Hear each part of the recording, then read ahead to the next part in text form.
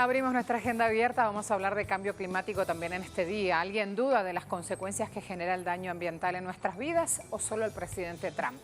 Allí algunas posibilidades para que ustedes vayan sumando y respondiendo. También vamos a hablar de Argentina. Hace minutos nada más hablaba el nuevo ministro de Hacienda del país.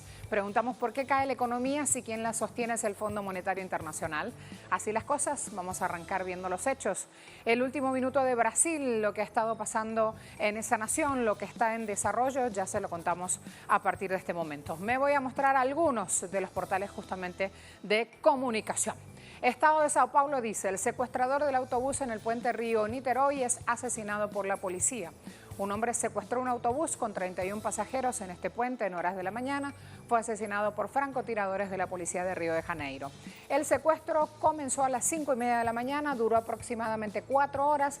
El hombre, que se identificó como oficial de policía militar para abordar el autobús, no hizo una demanda específica para liberar a los rehenes. Allí el primer portal. Luego, momento en el cual el secuestrador es asesinado por francotiradores de la policía militar. Allí van a aparecer las imágenes justamente.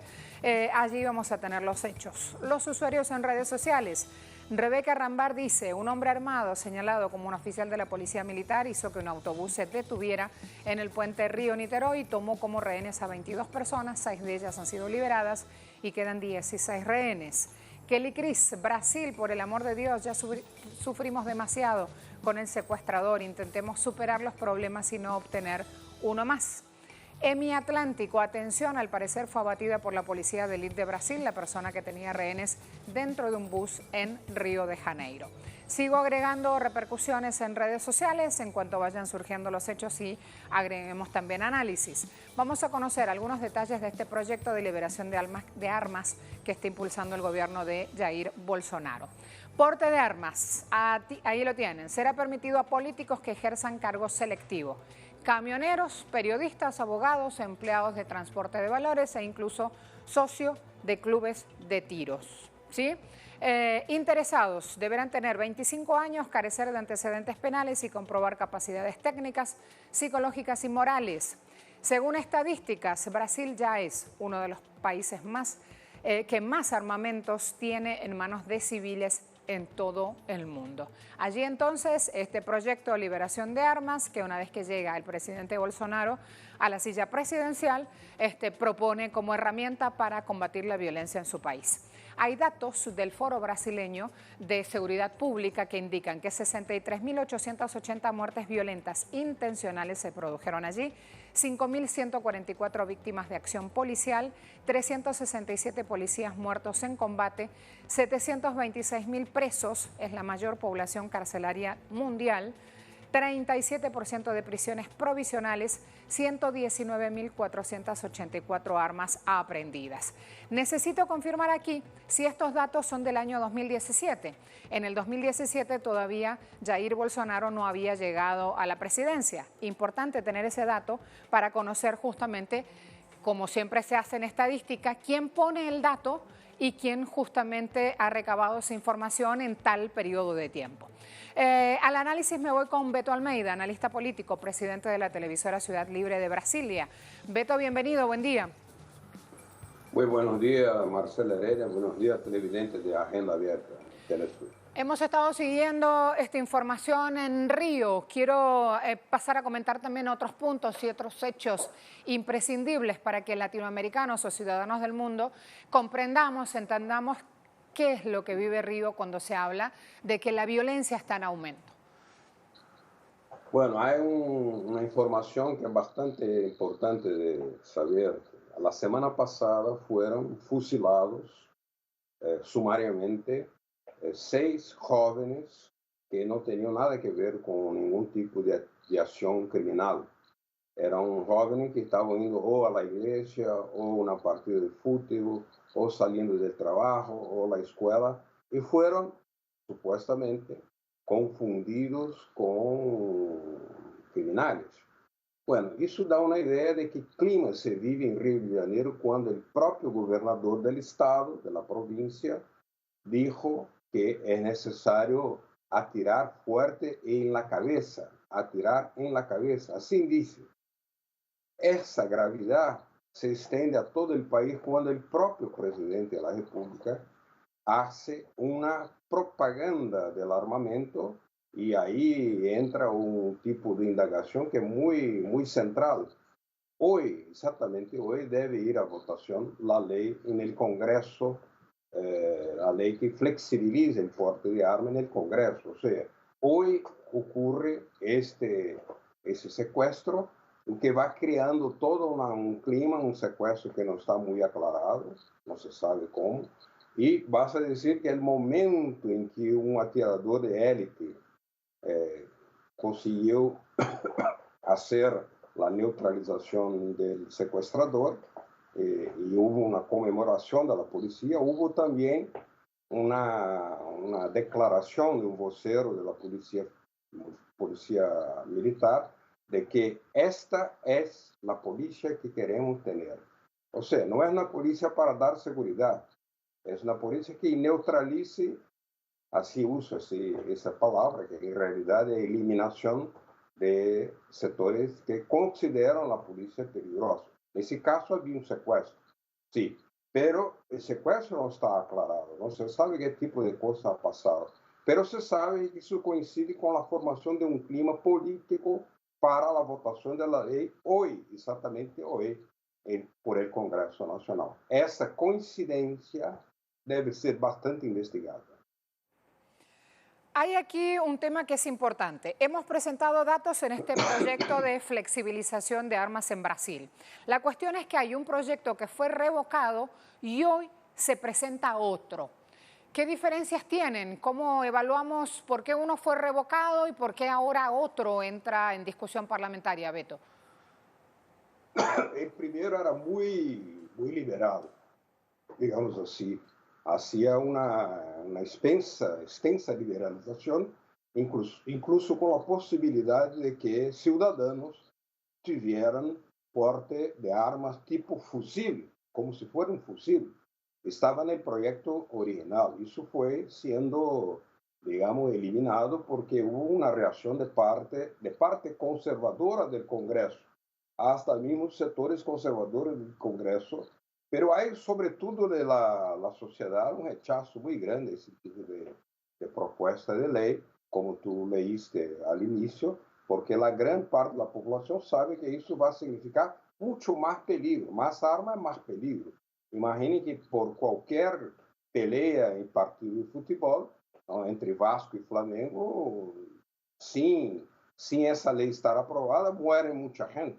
Imagine dos torcidas, dos hinchas de Vasco y Flamengo armados en un conflicto, lo que es tan temerario. Entonces, la sociedad está rechazando, por más que tenga sido ajustado el término de la ley, ela sigue permitiendo que armas de grande valor letal, como una arma de 9 milímetros, pueda ser hoy, si fuera aprobada la ley, deporte de persona que tiene aí alguns critérios, como tu leíste, pero isso é bastante peligroso para uma sociedade que já tem esse índice elevadíssimo de homicídios, de enfrentamentos, como se diz em linguajar de la policía, entre fuerzas policiales y sectores criminales de la sociedad.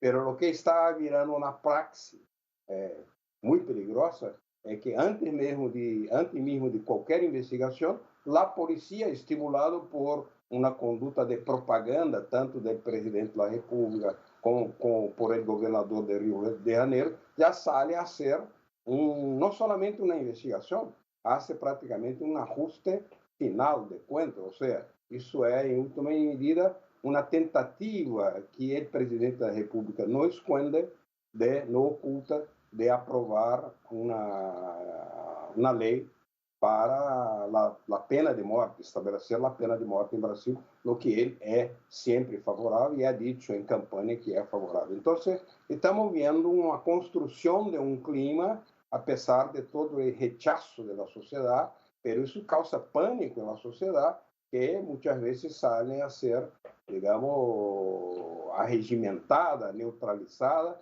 para que leyes de esa naturaleza puedan ser aprobadas por el Congreso Nacional, dando una atención muy grande a los intereses económicos de la industria de armas, que es bastante expresiva en Brasil. Ahora, hay un tema aquí importante, porque allí es donde venían mis dudas. Lo que se va a votar o lo que se va a comenzar a discutir o a tratar más bien, la previa de la votación, es un proyecto de flexibilización de armas con cambios realizados por un diputado que es Alexandre Leite, que no es del partido de Bolsonaro, o sea que Bolsonaro fue el primero que presentó un proyecto que se echó para atrás, pero ahora hay otro diputado que de todas maneras está indicando que hay necesidades y derechos de ciudadanos que desean y quieren poseer armas de fuego. Con lo cual la cosa, digamos, está más extendida y no es solo el panorama o el votante de Bolsonaro el que va a esto, sino que también vemos que si Bolsonaro echa para atrás, aparece otra propuesta con un tratamiento cosmético, digamos, para que sea otro el que lo ponga a consideración y de todas maneras salga. Creo que allí hay un debate pendiente también, tratar de entender cómo se sintonizan de todas maneras para lograr el objetivo final. Sí, de toda manera, la intención original o la iniciativa original es un proyecto de ley del gobierno, o sea, un proyecto del Palacio de Planalto. Después, cuando ese proyecto fue bastante criticado, sufrió una serie de ajustes, viene una serie de diputados que van haciendo también su participación, como ese diputado que tú mencionaste, pero de toda manera la línea, lo que prevalece es la idea de la flexibilización y de crear un mercado más amplio. En última instancia, mercado para armas mucho más amplio, que ya son estimuladas por las películas, por las telenovelas, por un cierto tipo de periodismo sensacionalista y mórbido, estéticamente mórbido, donde las armas aparecen como ícones que darían alguna seguridad a la sociedad, lo que es absolutamente falso. Está probado que cuanto más armas, acá en Brasil, por ejemplo, en los últimos tiempos, porque el tráfico de armas bastante descontrolado. El gobierno tiene un discurso de controlar la Amazonía, pero no tiene control, por ejemplo, sobre la bahía de Guanabara, que separa Río de Niterói, donde ocurrió ese secuestro en un puente de algunos kilómetros que hay ahí. Entonces, felizmente no hubo muertes, salvo la investigación que va a hacer, todavía no está hecha, sobre ese secuestrador. Incluso hay una información de que sería un policial militar. Él se había presentado como policial militar.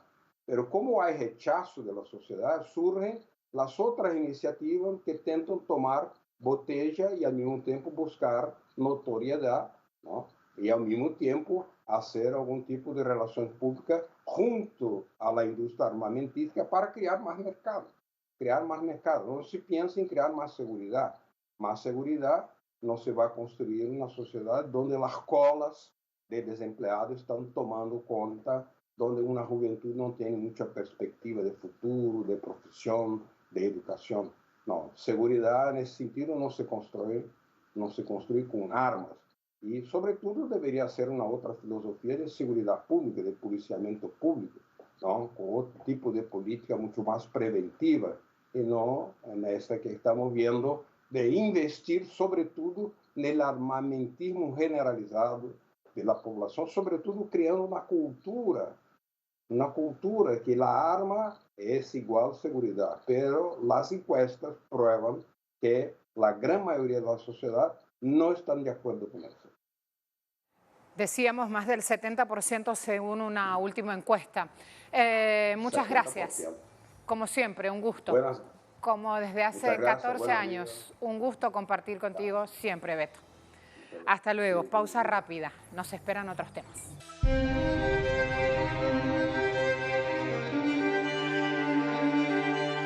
Los últimos meses de este año nos han traído una serie de incendios forestales, no solo en la región, sino también en otros continentes, especialmente Europa. Se trata de incendios que arrasan con bosques, casas y otras estructuras, desplazando a miles de personas y animales, generando repercusiones negativas en la vida de las personas.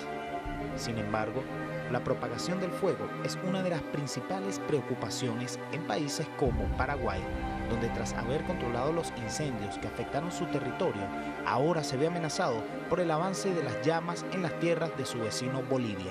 Mientras tanto, en España siguen incrementando las cifras de evacuados ante el peligro que representan los incendios que hasta el momento han abrazado miles de hectáreas. Ante esta situación, las autoridades de los distintos países afectados trabajan para contener las llamas y evitar pérdidas humanas. Sin embargo, las pérdidas materiales y las implicaciones ecológicas de los incendios son cuantiosas. Hoy, en Agenda Abierta, vamos a hacer un recorrido por las acciones que se están tomando en cada una de las naciones afectadas y analizaremos en qué medida el cambio climático puede ser señalado como el responsable de esta situación.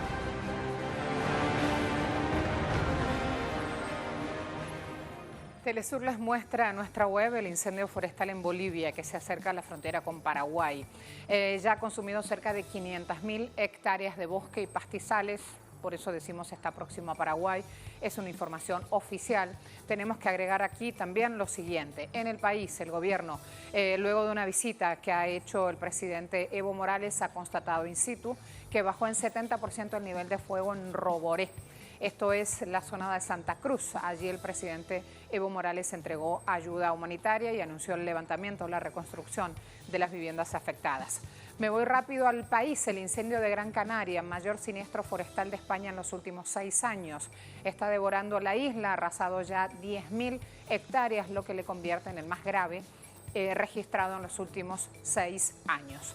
Además de esto, vamos a ver también otra información. Ya nuestro compañero de tareas está en el lugar de los hechos, en este caso en zona latinoamericana. Me voy con Freddy Morales. Freddy, cuando quieras, bienvenido. Buenos días. Se mantiene la tensión en el oriente del país por los incendios que ya llevan 2 semanas. El fuego ha arrasado casi 500.000 de hectáreas. Ayer, tras un sobrevuelo por las provincias Chiquitos y Velasco, el presidente Evo Morales informó de una reducción de 70% de los denominados focos de calor, que refieren incendios relativamente pequeños que incluso se apagan solos, pero que se reproducen en uno y otro lugar. Pero el mandatario también advirtió que un cambio de la dirección de los vientos podría reavivar las llamas y provocar más destrozos. El gobierno nacional inició ayer la distribución de víveres y agua a los habitantes de las amplias sabanas afectadas. Se sumaron 3 helicópteros a los 2 que ya trabajan en la región. Se enviaron 6 carros cisternas con capacidad de 10.000 litros cada uno y se movilizaron 400 policías y bomberos desde La Paz, Cochabamba y Santa Cruz hacia las provincias cruceñas. El presidente Morales consideró que por el momento no es necesario solicitar ayuda internacional. No se han producido víctimas humanas, pero ayer por la tarde se evacuó a la primera familia campesina. La gobernación de Santa Cruz declaró desastre para facilitar la disponibilidad de ayuda de todo tipo. Oficialmente también se reportó que 5 viviendas fueron consumidas por el fuego, pero el Estado las repondrá. Se estima que los costos en muerte de ganado son importantes, así como la destrucción del medio ambiente, sembradíos y pastizales. Este es un problema que con mayor o menor intensidad se registra cada año, porque el chaqueo es el método más barato para limpiar los campos de cultivo y habilitarlos para la próxima siembra. Otra consecuencia es la humareda, que cubre prácticamente todo el país, incluido el altiplano, situado a 4.000 metros sobre el nivel del mar y que provoca problemas respiratorios. Gracias, Freddy. Vamos de inmediato a sumar a nuestro análisis a Patricio Rodrigo, director ejecutivo Chile Ambiente, ingeniero agrónomo en la UD Chile, magíster en ciencias. Patricio, ¿cómo te va? Buen día. Muy buenos días, un placer conversar con ustedes. Muchas gracias. ¿Sabes qué? Preguntamos en redes sociales si alguien duda justamente de todo lo negativo que nos produce no cuidar nuestro medio ambiente. ¿O solamente Trump hace un negocio, digamos, usando esa dialéctica como excusa? Mira, el presidente Trump es tan poco creíble que todas sus estratagemas que usa, principalmente para desviar la opinión pública de su agenda oculta que tiene de consolidar un poder hegemónico y capitalista mundial, donde reposicione su imperio por sobre las voluntades políticas y soberanía de los demás países. Él ha liderado el negacionismo, es decir, gente que no cree en el cambio climático, que niega la evidencia científica de miles de científicos que han comprobado que efectivamente el calentamiento global y el consecuente cambio climático que origina ese calentamiento se ha producido por la acción humana de un modelo de desarrollo equivocado, donde nuestras emisiones han sido exageradas, hemos liberado enormes cantidades de carbono a la atmósfera que están produciendo ese problema y aparentemente, tal como vamos, esto no tiene reversibilidad. O sea, estamos en un zapato chino que cada vez van a ser más frecuentes los incendios forestales, cada vez va a haber más calor en la tierra, más olas de calor con impacto en los bosques. Además, el impacto en los bosques no solo produce impacto en la biodiversidad, en las comunidades campesinas, en el medio ambiente de los suelos, produciendo erosión y una serie de consecuencias, sino que además libera a la atmósfera más carbono que originan y aumentan el problema, y además se impide que toda esa zona siga abatiendo o captando el CO2 del mundo. Se estima que los bosques pueden subcaptar entre el 30 y el 35%, los bosques que van quedando en el mundo, del carbono que emiten la civilización. Y si quemamos bosques, no solamente liberamos más carbono, sino que evitamos que ese carbono que está en la atmósfera sea captado por los bosques, almacenado en la madera e inyectado al suelo, que es uno de los mejores reservorios y para guardar el carbono que no nos genere problema, el suelo y la madera en los bosques. Hay múltiples enfoques, digamos, una vez que se plantea rebatir el argumento de Trump entre los expertos y quienes siguen justamente este punto que es cambio climático. Todos hablan de que se está haciendo un manejo económico de los hechos y que nadie se centra, por una cuestión de disputa de dinero, que nadie se centra como debe ser con el respeto y con las exigencias para cuidar nuestras propias vidas. Y no hablamos allá a lo lejos dentro de 200 años, hablamos aquí ahora, a 30, 40 años. Sin duda. De hecho, están surgiendo movimientos como la rebelión en contra de la extinción, que ven el riesgo de que la civilización humana se extinga. No es el problema del planeta, el planeta va a seguir existiendo por miles, por millones de años más. Es la civilización humana la que está poniendo en riesgo su propia existencia. Por eso las juventudes del mundo se están rebelando contra esto, porque ven que su futuro se ve con tremendos riesgos producto del cambio climático. Y esto debemos reconocer que es producto de un modelo económico de desarrollo que nos ha llevado a esta encrucijada. Modelo que debemos cambiar por otro que sea un modelo más ecológico, un modelo más sustentable y que no ponga la ganancia y el lucro por sobre todas las cosas. Y aquí el mundo y los países corren un gran riesgo. Es decir, hoy día el modelo actual económico vigente en el mundo, este neoliberalismo extremo, va a tratar de hacer negocio con el cambio climático y va a generar mecanismos de endeudamiento verde, va a hacer crecer la deuda de los países producto del cambio climático. Los países, para poder mitigar y adaptarse al cambio climático, van a tener que endeudarse y aumentar sus pasivos con las grandes corporaciones transnacionales. Entonces hay que tener cuidado, porque estas mismas corporaciones son las que han originado el problema. Y en vez de tener una política solidaria, subsidiaria, que entregue los recursos para que los países se adapten, van a venir con nuevos créditos para aumentar la deuda y por lo tanto la dependencia de los países frente al problema del cambio climático, utilizándolo como un instrumento de mayor endeudamiento de lo que ya tienen los países con las bancas financieras internacionales. Hablemos de ese rol de las transnacionales justamente en todo este gran negocio. Esta va a ser ya la última pregunta para el análisis, que de por sí es muy interesante, que se convierte en punto obligado ya para nuestras agendas humanas, por plantearlas así, pero que con mercados económicos en shocks en todo el mundo, las transnacionales también buscan su tajada. sin duda, hay una burbuja financiera en el mundo de un capital acumulado en estas grandes corporaciones que tiene que ser usado en algún instrumento y créditos que les rindan a ellos los intereses. Lo que pasa es que hoy día el mundo no es capaz de pagar con lo que produce los intereses que están cobrando estos grandes capitales acumulados, porque es una burbuja financiera. Entonces, esta burbuja financiera hoy día, los países van a correr riesgo que lleguen ofreciendo los bonos verdes, la deuda climática, el financiamiento de acciones de adaptación, financiamiento de mitigación, pero sin cambiar un ápice el modelo de desarrollo. Si no somos capaces de buscar un nuevo modelo de desarrollo bajo en carbono que tienda de aquí al 2040, máximo al 2050, cero emisiones, el mundo no va a poder salvarse de esta hecatombe mundial civilizatoria que es el cambio climático, donde los incendios forestales va a ser uno de los elementos más que va a golpear la humanidad, pero también sin duda un sinnúmero de otros factores del cambio climático, como la pérdida de biodiversidad, la pérdida de suelos agrícolas, la acidificación y pérdida de la productividad en los océanos, que van a generar graves consecuencias a la civilización humana. Por lo tanto, debemos buscar un nuevo modelo de desarrollo que concilie la economía con los elementos ambientales, con las necesidades sociales, donde no la economía ejerza una hegemonía y se imponga por sobre los objetivos sociales y por sobre los objetivos ambientales. Esta búsqueda de la sustentabilidad es lo que debe en el fondo primar como objetivo para que el mundo y los países y las localidades puedan enfrentar el cambio climático a partir de un nuevo modelo de desarrollo.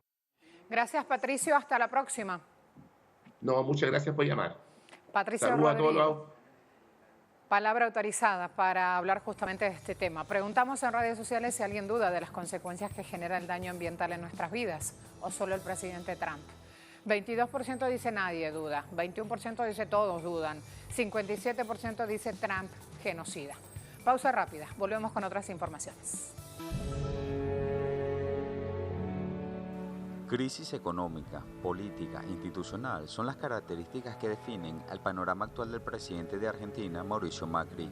Tras la renuncia del ministro de Hacienda, Nicolás Dujovne, la economía argentina se ha visto más afectada, causando el desplome acelerado de los bonos argentinos en Wall Street y el crecimiento de 1.800 puntos en la cifra de riesgo país, afectando a los argentinos, quienes se ven día a día desmejorados por la implementación de las medidas fondomonetaristas por parte del Ejecutivo. En respuesta al recrudecimiento, el gobierno se encuentra optimista. El nuevo ministro de Hacienda, Hernán Lacunza, promete alcanzar el equilibrio fiscal o un déficit de 1% menos del Producto Interno Bruto para el 2020. Mientras tanto, desde el seno de la alianza oficialista Podemos, se presentaron unos debates internos donde incluso hablaron de un escenario político posterior al macrismo. Centrales trabajadoras y movimientos sociales impulsarán una serie de manifestaciones el próximo 28 de agosto con el objetivo de exigir medidas de protección social y el cese a lo que los trabajadores calificaron como saqueo. Hoy en Agenda Abierta analizaremos el panorama político del macrismo y el ambiente que se desarrolla en el país suramericano en torno a la crisis económica. ¿Qué dice Inforregión? Sanleris anticipó que la inflación aumentará en los próximos meses. El titular del Banco Central de la República Argentina hace pocos minutos confirmó que la entidad va a intervenir en el mercado cambiario si las condiciones lo requieren. Algunos de los puntos. Lo más importante aquí era decir lo que claramente hoy citó Guido Sanleris, máxima autoridad del BCRA. ¿Qué es esto? La inflación va a seguir subiendo. Mensaje más que claro para los argentinos, buscando justamente intentando bajar un poco el nivel de la ebullición social que causan las medidas tomadas por el presidente de la Nación, Mauricio Macri. El diario Perfil dice: un 55% de los argentinos rechazan los discursos de Macri, pero no baja su intención de voto. Hay una encuesta que ha hecho Federico González y Asociados revelando 33,5% de los argentinos consideró que fueron pésimas, 22,2% las calificó de malas las decisiones asumidas por el presidente, 17,1% las percibió de manera positiva, 20,3% dijo no fueron ni buenas ni malas, pero sin embargo, esta apreciación parece no incidir en la intención de voto. ¿Qué quiere decir esto? Que quien votó a Macri en las PASO sigue votándolo. Tiene una intención de voto muy similar al 32% obtenido el pasado 11 de agosto. Cuando hablamos de la generalización, si decimos 32% tiene Macri, ¿quién concentra la mayor cantidad de la intención de votos? Bueno, la fórmula Alberto y Cristina Fernández lideran la intención de votos con un 53,8%. Allí entonces, datos importantes, vamos a sumarles otro. ¿Quién asumió hoy el Ministerio de Hacienda en Argentina y quién dio además una conferencia de prensa hace muy poquitos minutos? Este hombre, Hernán Lacunza, viene de ejercer el mismo rol en la provincia de Buenos Aires, fue un funcionario clave para el ejecutivo de la provincia que conduce María Eugenia Vidal, que recibió una paliza histórica en las elecciones PASO que se hicieron hace pocos días. Durante la gestión en provincia de Buenos Aires, Lacunza dejó el terreno devastado. Es la provincia más endeudada del país, Buenos Aires. Primer trimestre de este año, ese distrito, esa región, Buenos Aires, tuvo tasas de desocupación del 11,1%, una actividad económica del 48,7% y el empleo parado en 43,3%. Allí algunos de los indicadores. Además, si dejamos provincia de Buenos Aires y nos vamos a ver la norma país, digamos, vamos a tener que en estos días, después de las PASOs, han aumentado las tasas de interés a corto plazo del 32 al 75%. Ha aumentado la inflación del 18 al 56%. Ha crecido la deuda pública del 53% más del 86% del PIB. Se ha reducido la producción nacional y el consumo. ¿Quién puede ir a comprar? Con lo que justamente ha sido desvalorizado el peso, la moneda nacional.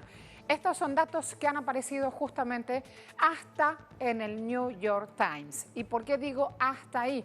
Porque justamente quienes llevan la economía en Argentina siempre han recibido el visto bueno, el ok, de parte de los medios de comunicación estadounidenses. Y sin embargo hoy vemos el giro, el cambio en el enfoque cada vez que hablan de lo que pasa en este país. Sabrina Roth con más información.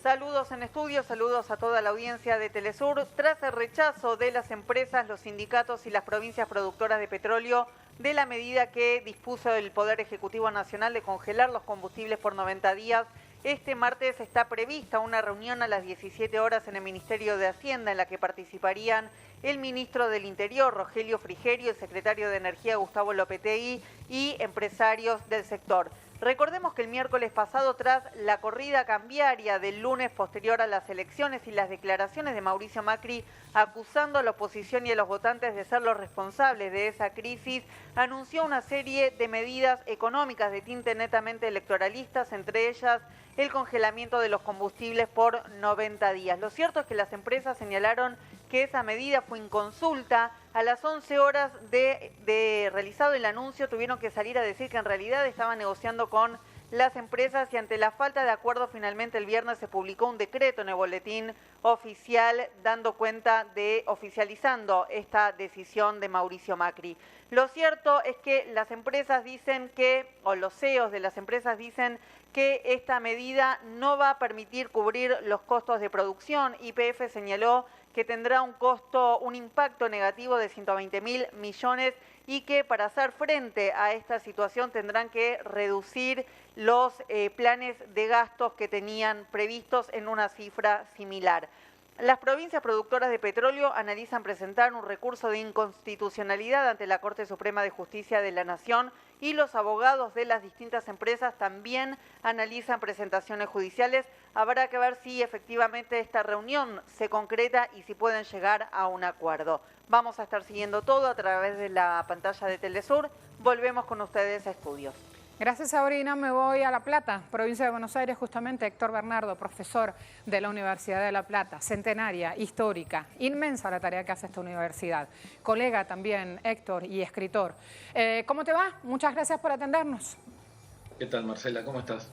Muy bien, vamos a hablar justamente de por qué cae la economía en Argentina si quien la sostiene es el FMI.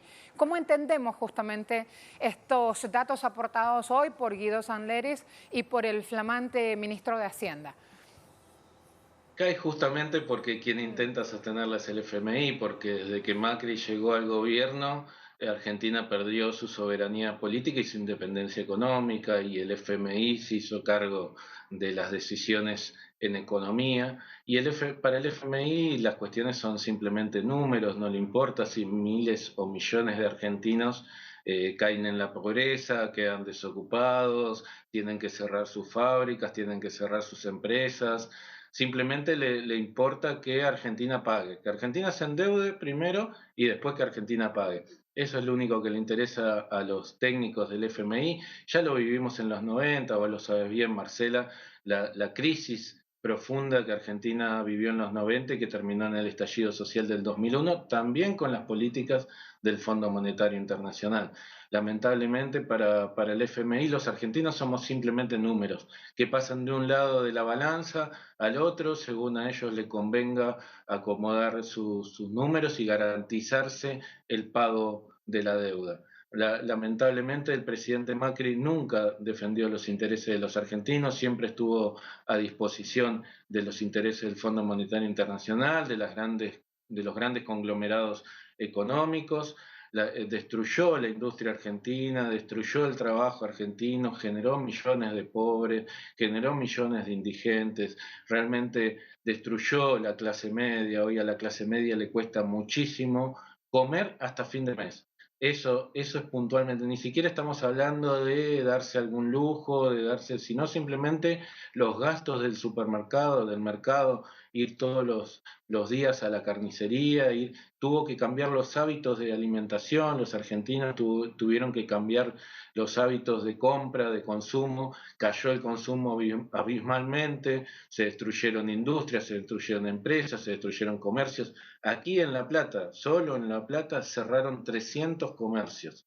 La cantidad de industrias que cerraron en los alrededores de La Plata, la cantidad de industrias que cerraron en el conurbano bonaerense, realmente esas son las políticas del FMI, esas son las políticas del Fondo Monetario Internacional, de los intereses de los conglomerados extranjeros, esas son las políticas que Macri aplicó en Argentina y que no piensa dejar de aplicar, simplemente ahora intenta aplicar un paliativo para tratar de recuperar algunos votos para las próximas elecciones, pero no le interesa salirse de la lógica del Fondo Monetario Internacional.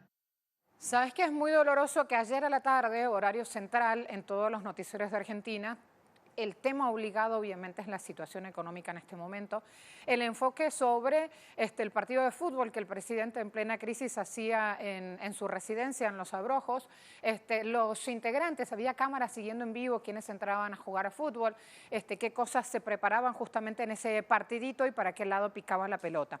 Del otro lado, en lo que mostraban los medios de comunicación de Argentina, había testimonios de ciudadanos que por estos días, por ejemplo, no pueden operar a sus hijos, no pueden dializarlos, no pueden hacerles cirugías que estaban pactadas de antemano con la cobertura de la obra social. Y había una madre tremendamente impactada que decía, llorando, que el médico de la obra social la había llamado para decirle que por el resultado de las elecciones PASO, la condición del dólar había cambiado y que su hija, que de un momento a otro depende su vida de un trasplante, no podía ser trasplantada. Ahora, cuando ya la realidad no se puede tapar más con un dedo, es totalmente inocultable, aparecen justamente en los medios de comunicación mágicamente estas cosas que por 4 años otros periodistas venían sosteniendo, y es las secretarías, los ministerios, el manejo de la bicicleta financiera, cuánto recibió cada uno de los sectores alineados justamente a los mercados o al FMI, pero no había nada de la economía real, no había nada de cómo mover motores justamente para que eso deje de pasar. Esa tarea como que ya los medios argentinos se la han impuesto al candidato que dan por hecho que va a ganar las elecciones, que es Alberto Fernández. Y Alberto Fernández dice, hasta diciembre, quien está al frente, sentado en la silla presidencial, es Mauricio Macri. Y el domingo, el titular en los medios de comunicación de Argentina decía, ya el mundo se dio cuenta que el problema en Argentina es Macri. Así que queda aquí una larga tarea, que es la de sucumbir hasta diciembre. La pregunta es cómo se hace, qué fórmula se busca, Héctor.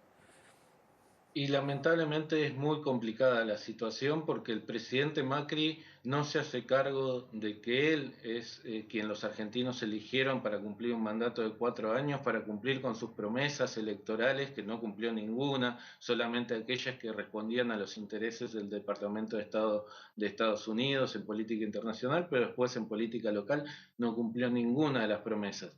No se hace responsable de nada. Primero le echaba la culpa al gobierno anterior, ahora le echa la culpa al gobierno que viene. Siempre la culpa la tiene otro, nunca se hace responsable a pesar de ser el presidente de la nación. No estamos hablando de un secretario, de un ministro o de un administrativo de un ministerio. Sí, estamos hablando de la máxima autoridad de la nación que cuando sube el dólar dice yo no puedo hacer nada. Si él, que es el presidente de la nación, no puede hacer nada, ¿quién puede hacer algo? Realmente se ha manejado de manera muy irresponsable y esa metáfora, esos hechos que vos señalabas, son la clara metáfora de lo que ha pasado en Argentina en los últimos tiempos. Mientras los argentinos sufren, los argentinos no tienen acceso a la salud como correspondería, no tienen acceso a la educación, al trabajo, no tienen acceso a los bienes de consumo básico, el presidente juega al fútbol. Juega al fútbol, se entretiene con sus amigos millonarios, que siguen haciéndose millonarios con cada devaluación que se produce en Argentina, que siguen apostando al mercado exterior, que tienen todo su dinero en el exterior. La mayoría de la riqueza de los funcionarios, de los altos funcionarios argentinos, del propio presidente Macri, están en el exterior. Entonces a él no le preocupa realmente la situación de la pobreza, aquellos argentinos que, como vos decías, no se pueden hacer el trasplante que necesitan porque el dólar se devaluó. Si ellos tienen el dinero en dólares y ahora tuvieron una ganancia casi del 20% o del 30% con esta última devaluación. Y encima el presidente, en lugar de buscar soluciones, en lugar de pedir disculpas, se para frente a una cámara y le dice a los argentinos, esto es culpa suya y es culpa de la democracia, es culpa de que votaron, porque votaron, subió el dólar. Esas son las respuestas que Macri ha tenido para Argentina, que tienen que ver con echar siempre, y con otra metáfora futbolística, la pelota afuera. Siempre tirar la pelota afuera, nunca hacerse cargo de su responsabilidad como presidente, y lamentablemente hasta diciembre vamos a estar en manos de una persona que va a seguir echándole la culpa, cuando no al gobierno anterior, al gobierno que viene. Gracias, profe. Gracias a vos, Marcela, y a todo tu equipo. Héctor Constanzo con nosotros. En Argentina preguntamos en redes sociales por qué la economía cae si quien la sostiene es el FMI. 49% dice por eso. 35% dice políticos corruptos. 16% acota Trump, genocida, asociando Trump al Fondo Monetario Internacional. Trump y a la receta de ahogo que proponen los pueblos el Fondo Monetario Internacional. Pausa rápida, volvemos.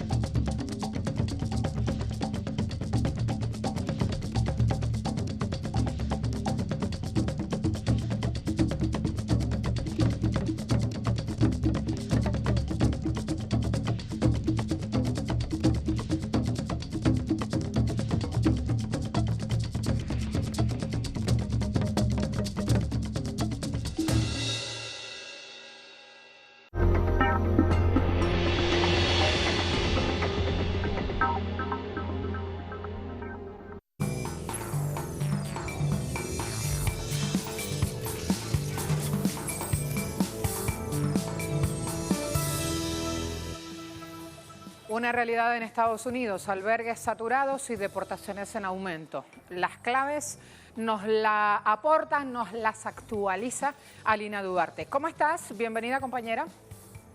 Hola, ¿qué tal? Muy buenos días, Buen Marcela. día. Saludos a todo el auditorio. Así es, la consecuencia de la política migratoria de Donald Trump durante más de 2 años y medio tiene este tipo de consecuencias. El incremento de la saturación de los albergues, tanto en México como en Estados Unidos. Recordemos que han sido una serie de políticas durante estos 2 años y medio, ya que Donald Trump ha estado en la Casa Blanca, las que han puesto en esta situación, es decir, no es algo que ocurrió durante el último mes, durante los últimos 2 meses, es algo que progresivamente ha estado creciendo durante los últimos 2 años y medio. Recordemos que se implementó en un comienzo la llamada política de cero tolerancia que llevó a cabo el fiscal general, el entonces fiscal general Jeff Sessions, que separó a cientos de familias y que algunos de esos niños que fueron separados hace ya casi un año no han sido reunificados porque en algunos casos ni siquiera establecieron los mecanismos para saber quiénes eran sus padres. Después también vino esta política en contra de los migrantes de negarles el asilo en Estados Unidos si ya habían transitado por un tercer país, es decir, ponía en jaque a miles de migrantes centroamericanos provenientes de otros países que ya habían transcurrido, que ya habían pasado por México y que, bueno, ahora derivado en esto. Decenas de miles de personas que se encuentran en estos centros de detención en Estados Unidos y también estos albergues saturados del otro lado de la frontera.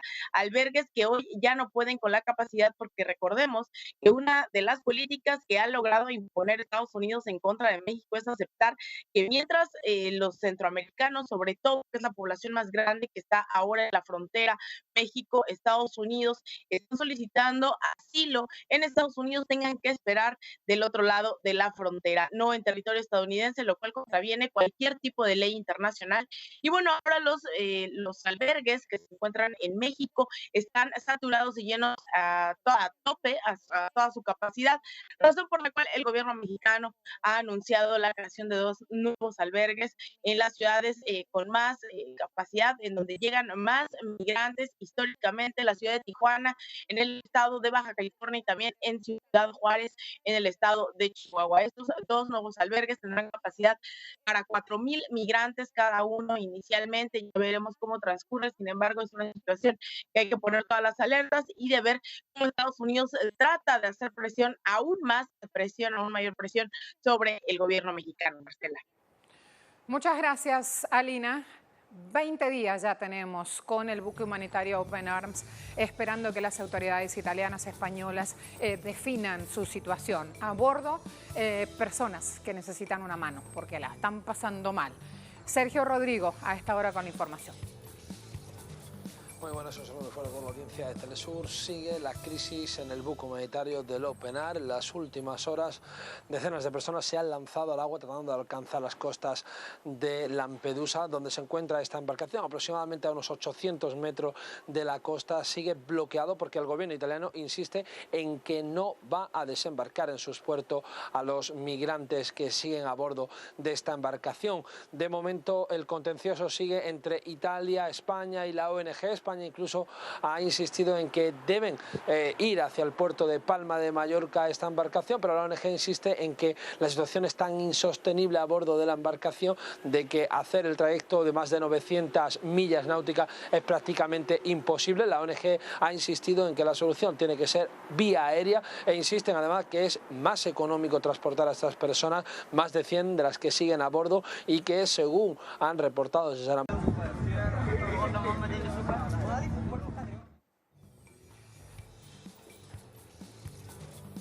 Allí algunas de las imágenes entonces, lo que va pasando.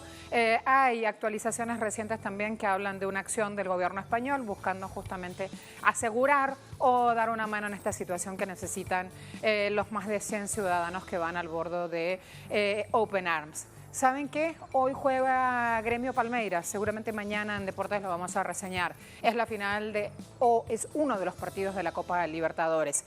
Se vive con gran emoción, los temas deportivos nos van a quedar por una cuestión de horario por fuera, así que mañana vamos a estar hablando de eso. Es un tema importante, también pasan cosas en el mundo deportivo.